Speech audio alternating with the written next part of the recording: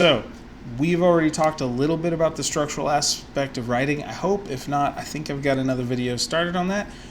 We've discussed things like the classical, the Rogerian, the Toulmin model. Actually, we're going to talk about the Toulmin model. We've already talked about the classical and Rogerian, and IMRaD. There's tons of resources online. I will have a video eventually, but that's basically a lab report, intro, methods, results, discussion. And I do have plenty of slides on that, but that's not the point right now. So I do want to talk about the Toulmin model.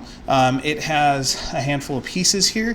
Now, the thing that makes the Toulmin model different, it is under the structural aspect of writing, but it's closer to an analytical model because it deals with logic and logical thinking and how we build arguments, not necessarily the order of them, but how we make sure all the pieces are there. So this would be instead of how am I going to structure this for my reader, like Rogerian and the Classical Greek Oratory does. Instead, I'm saying, how am I going to make sure all the pieces are here that my audience needs? I can decide how I want to fit them into a structure another time, but I need to make sure that the actual argument has structure to it, that it's logical, that it makes sense. And so these aren't in sequential order. You can put them in all kinds of places and organize them based on what's needed for the rhetorical situation and the argument you are making.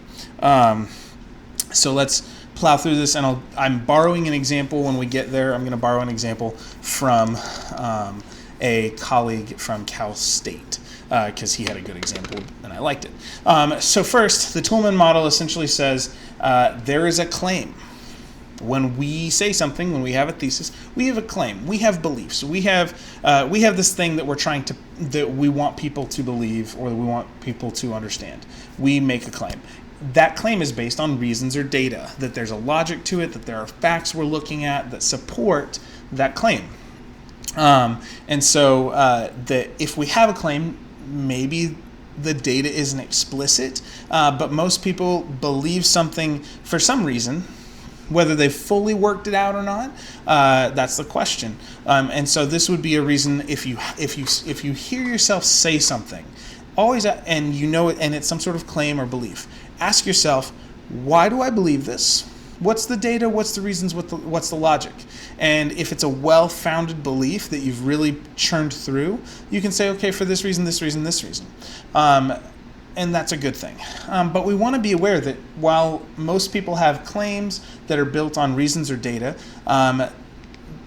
there is something that happens to the data. It gets processed through our brains. And if you've watched my bias and deterministic screens, this is when we talk about deterministic screens as the things we believe or that lens that we see the world in. When we take logic or we take reasoning or we take data, it gets filtered through an underlying, what Toulmin called an underlying warrant or an underlying belief. So data filtered by warrant equals claim.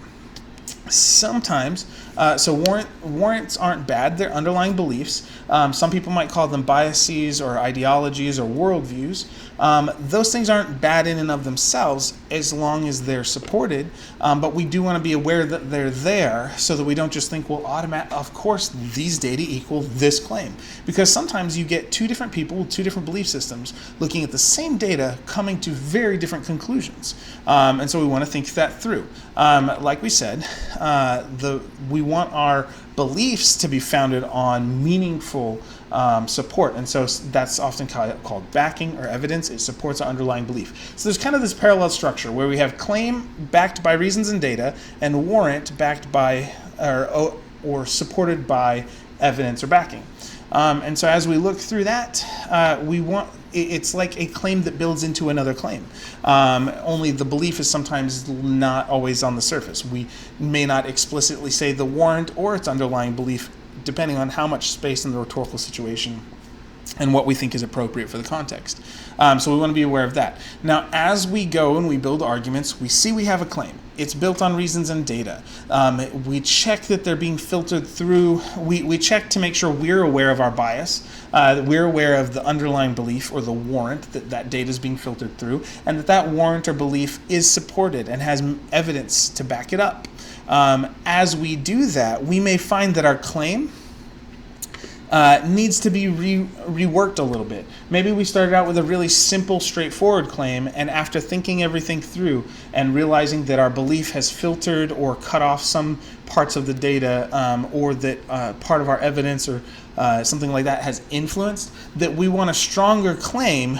Stronger meaning more accurate, not stronger meaning more forceful. That we want a more accurate claim, a more trustworthy claim, a more reliable claim, and so we qualify it so that it's limited to our own experience within our sphere of knowledge. That's what becomes important. So a qualifier to a claim might be instead of saying all puppies are stupid, some puppies are stupid. I shift. That simple shift makes it a lot less aggressive, but a lot more accurate too. And so we will find people arguing. We won't find people arguing the wrong thing. We won't waste our time with the wrong claim because it is not accurate to say all puppies are stupid. Because to do that, you'd have to know about all puppies everywhere. In the same way, you could talk about people. Not that they're stupid, but that you can say, if you say, anyone can see this thing. Well, for you to be able to say that, you would have to know all of the experiences for all persons at all times in history ever, and what they thought, to prove that claim. If you say all or all the people, then you would have to be able to make that, you have that level of knowledge. And most people, because we're finite human beings, as far as I know, there aren't that many humans who can do that. Make claims about 7 billion people on the earth today and every generation in culture and history ever. See the point? Qualifying claims is important, suffice to say. All right, so these become places to attack. If someone doesn't qualify their claim or doesn't qualify their claim enough, it leaves room for rebuttal. It's a place that someone can attack your argument. That's why this structure is important. I start with a claim, I check it. I see if it's built on reasons and data and logic that can be supported. The data is valid. The way I'm processing the data is valid. If not, it becomes a place that I can attack. That the way I'm filtering the data through my belief, that the belief I'm using filters the data appropriately and doesn't cherry pick the data or something like that. And that even if that belief seems like it's doing its job, it may not be supported on meaningful evidence, or maybe I haven't been explicit in showing why that belief works for that data. So I have to be really careful. All of these places are places people could attack my argument, and so I want to make sure that I've checked them to make sure that they're solid, partially because that just makes a better, more integrated, more honest argument. If any of those attacks succeed, my argument fails. So let's try this. Honestly, I'm not particular about hybrid vehicles, though I'm coming to enjoy them more. I don't own one and they're too expensive for me in my mind, but we'll see. So with that, I'm just saying it's not a meaningful issue for me, but it might be for you, so don't let me offend you here unnecessarily. I don't care that much. But it's worth looking at. Okay, so someone makes a claim. We should all buy hybrid vehicles. Okay, so as we think about that, that's the claim. We should all buy hybrid vehicles. Okay, well, why should we all buy hybrid vehicles? What's your data? What's your reasoning? And so we say, because hybrids are fuel efficient, right? Okay, so now we have to think there's data. Hybrids are fuel efficient. So why should we all buy them? What is the belief that takes a hybrid that's fuel efficient and make it and link to that claim? And so as we do that, we can say, since fuel efficiency is the most important aspect of buying a new car, we should all buy hybrid vehicles. Now that part is not always explicit. Sometimes we hide it. Sometimes we don't think about that necessary step. And actually, this is where sometimes people make logic jumps or seem to make logic jumps because it makes sense in their head, but they haven't said it. They haven't made it outright open for their reader. They'll say hybrid vehicles are fuel efficient and we all need to buy them. But we need to make clear that the reason we should all buy them is because fuel efficiency is most important. Now, there are plenty of other things that might be important to people. There's a reason why people get cherry red or Mustang red cars, right? If you get a 2021 Mustang red in December of 2020, Mustang red Mustang, you're going to be all like, woo, because the underlying value is not about fuel efficiency, it's about sexiness. It's about looking pretty. It's about trying to show off, right?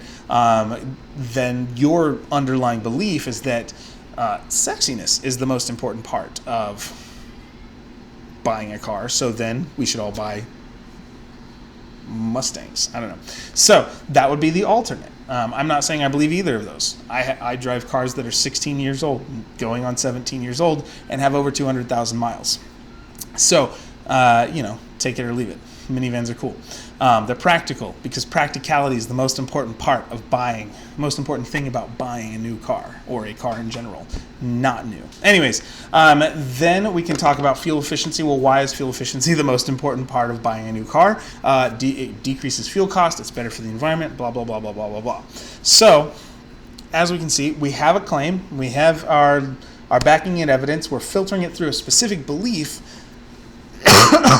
but and that warrant or that belief is founded on meaningful information, meaningful evidence, that backing. So the only thing left is, can we really say we should all buy hybrid vehicles? There are a lot of reasons why this may not be the thing that works for them. Maybe fuel efficiency isn't worth the long-term cost. Maybe there aren't hybrid vehicles available in their area, or something along those lines. Maybe there's not a charging station to do the hybrid. Maybe electricity is more expensive than fuel. So we might say, we might ask ourselves, what are some necessary rebuttals or necessary qualifiers to make this work? So instead of saying we should all buy hybrid vehicles, it might be we should all consider buying hybrid vehicles. It should be, maybe it's everyone who makes a certain income should buy hybrid vehicles. Maybe it's everyone who has a charging port, or what is it, a 240 volts or 220 volts, circuit in their house, should buy hybrid vehicles, right? Hybrid vehicles really aren't going to mean anything to a tribe in Papua New Guinea, right?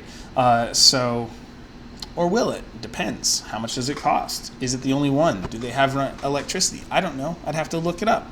But that's where we leave ourselves open to attack, suffice to say.